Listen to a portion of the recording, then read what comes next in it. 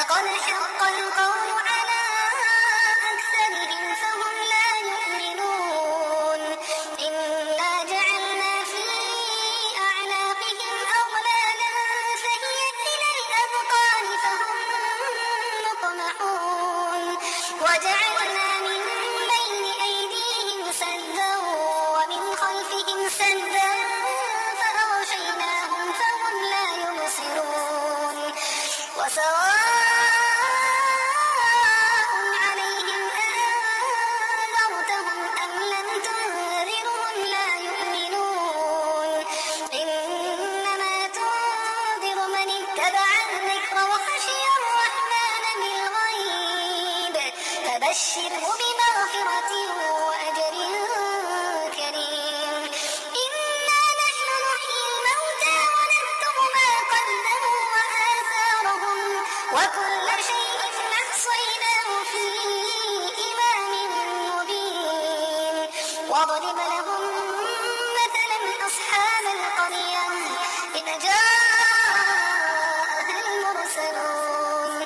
إذ أرسلنا إليهم اثنين فكذبوهما فعززنا بثالث فقالوا إنا إليكم مرسلون قالوا ما أنتم إلا بشر مثلنا وما أنزل الرحمن من شيء إن أنتم إلا تكذبون قالوا ربنا يعلم إنا إليكم لمرسلون وما علينا إلا البلاغ المبين قالوا إنا تطيرنا بكم لئن لم تنتهوا لنرجمنكم وليمسنكم منا عذاب أليم قالوا طائركم معكم أئن ذكرتم بل أنتم قوم مسرفون وجاء من أقصى المدينة رجل يسعى قال يا قوم اتبعوا المرسلين اتبعوا من لا يسألكم أجرا وهم مهتدون وما لي لا أعبد الذي فطرني وإليه ترجعون أأتخذ من دونه آلهة إن يردني الرحمن بضر لا تغن عني شفاعتهم شيئا ولا ينقذون إني إذا لفي ضلال مبين إني آمنت بربكم فاسمعون قيل ادخل الجنة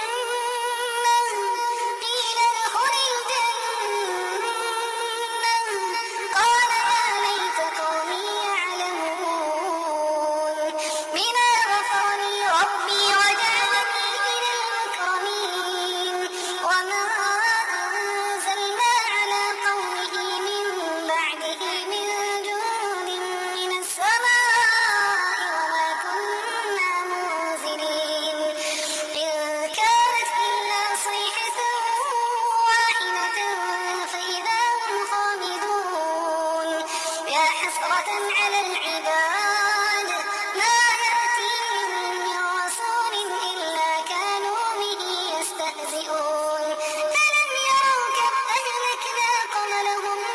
من القرون أنهم إليهم لا يرجعون وإن كل لما جميع لدينا محضرون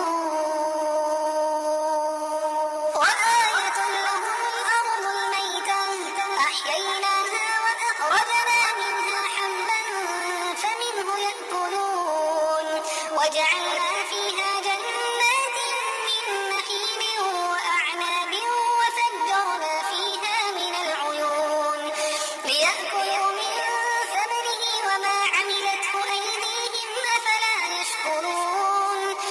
سبحان الذي خلق الأزواج كلها مما تنبت الأرض ومن أنفسهم ومما لا يعلمون وآية لهم الليل نسلخ منه النهار فإذا هم مظلمون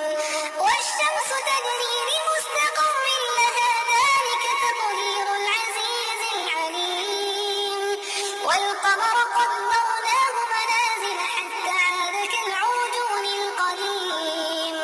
لا الشمس ينبغي لها أن تدرك القمر ولا الليل سابق النهار وكل في فلك يسبحون وآية لهم أنا حملنا ذريتهم في الفلك المشحون وخلقنا لهم من مثله ما يركبون وإن نشأ نغرقهم فلا صريخ لهم ولا هم ينقذون إلا رحمة منا ومتاعا إلى حين وإذا قيل لهم اتقوا ما بين أيديكم وما خلفكم لعلكم ترحمون وما تأتيهم من آية من آيات ربهم إلا كانوا عنها معرضين وإذا قيل لهم أنفقوا مما رزقكم الله قال الذين كفروا للذين آمنوا أنطعم من لو يشاء الله أطعمه إن أنتم إلا في ضلال مبين ويقولون متى هذا الوعد إن كنتم صادقين ما ينظرون إلا صيحة واحدة تأخذهم وهم يخصمون فلا يستطيعون توصية ولا إلى أهلهم يرجعون ونفخ في الصور فإذا هم من الأجداث إلى ربهم ينسلون